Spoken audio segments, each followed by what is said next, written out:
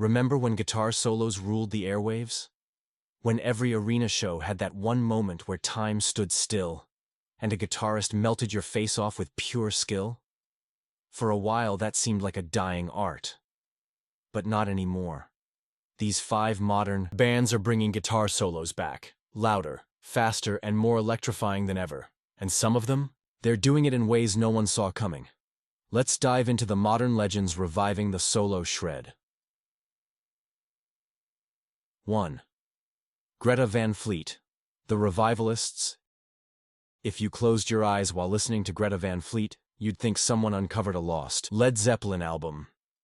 These Michigan-born rockers exploded onto the scene in the late 2010s, instantly turning heads. But what set them apart wasn't just the vintage sound, it was the fearless return of the guitar solo. Jake Kiska, the band's lead guitarist, doesn't just play, he channels. His solos are a spiritual experience, drenched in the soul of classic rock, but delivered with fresh, youthful energy. In tracks like Highway Tune and Age of Man, Jake goes beyond mimicry. He breathes fire into his fretwork. Each solo is a story within the song. What's wild is how young they were when they started. Barely in their 20s, yet resurrecting techniques most guitarists don't attempt anymore. And the result? Sold-out tours, a Grammy win, and a whole generation of kids picking up guitars instead of tablets. But Jake isn't alone in this movement. 2. Towa Bird. The Gen Z icon Towa Bird isn't just a guitarist. She's a movement, born in Hong Kong, raised in London, and now breaking out globally. She's been called Gen Z's Joan Jett, but make no mistake, her style is entirely her own. Her breakout track Boomerang hit hard not just for its catchy chorus, but for the blistering solo that cuts through the middle like a knife. She doesn't just play fast, she plays with feeling. Every bend, every squeal, every run up the neck tells a story. Towa brings a fashion-forward, genre-blending energy to the stage that feels both rebellious and refined. Her background in DIY recording and visual art feeds into her aesthetic, and she's gaining a massive following not just for her music, but for what she represents: authentic, no-filter talent. While most mainstream pop songs ditch the solo entirely, Towa throws it back in your face and says, "This is what you've been missing." And that attitude? It's contagious. But if you think she's aggressive, wait till you hear who came back swinging. 3. Extreme, the Comeback Kings. If you thought the era of hair metal and insane technical solos was over, think again.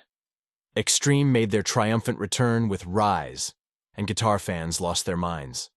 Why? 2 words: Nuno Betancourt. Nuno's solo on Rise wasn't just good. It was declared by many as one of the best guitar solos of the decade. He blended speed, melody, tapping, and sheer precision into a jaw-dropping section that's already being studied by aspiring players worldwide. And the craziest part? He makes it look easy. Nuno never left the game. He's toured with Rihanna, worked with top artists.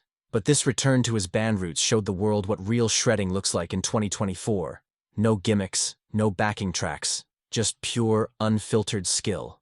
And for younger audiences who never experienced the solo era live, this is a revelation. But the real surprise? One of YouTube's own just joined the ranks.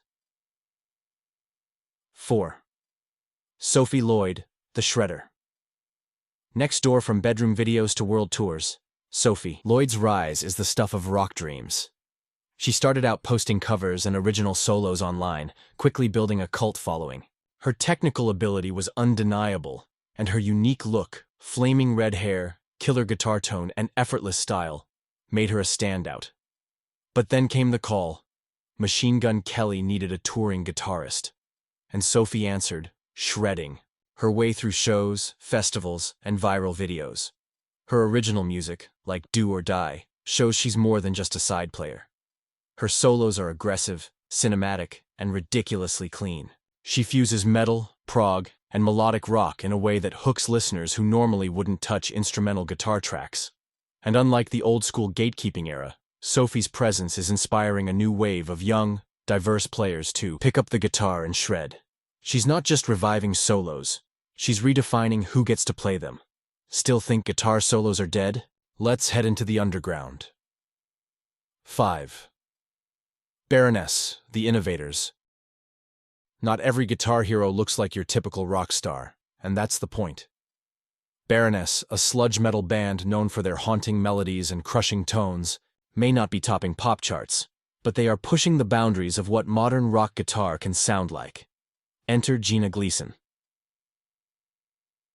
A classically trained guitarist turned sonic explorer, Gina brought a new dynamic to Baroness when she joined in 2017. Her solo in Last Word is a masterclass in mood. It's not just fast, it's thoughtful. Each note cuts through the mix with surgical precision.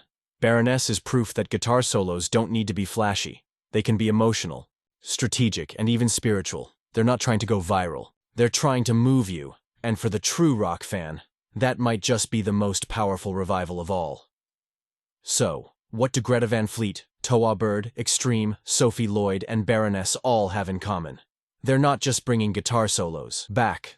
They're evolving them, pushing them, owning them. In a world of algorithms, AI tracks, and disposable hits, these artists remind us of something real. That moment when the crowd goes silent, and one person steps forward with a guitar to say something, without words. The solo isn't just surviving, it's thriving. Which of these guitarists blew you away? Drop your favorite solo moment in the comments, and don't forget to subscribe for more stories from the front lines of modern rock. Rock's not dead. You're just not listening loud enough.